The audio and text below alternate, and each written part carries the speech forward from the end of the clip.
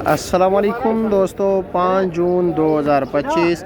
जैसे कि आप लोगों के साथ वादा है जी कि जो चीज़ भी इंशाअल्लाह ताला आएगी मार्केट तो सबसे पहले हमारे चैनल पर आपको रोनुमा होगी जी।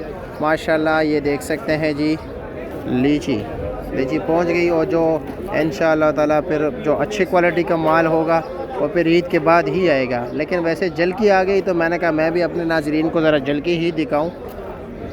10, साढ़े 10, 11 किलो तक है।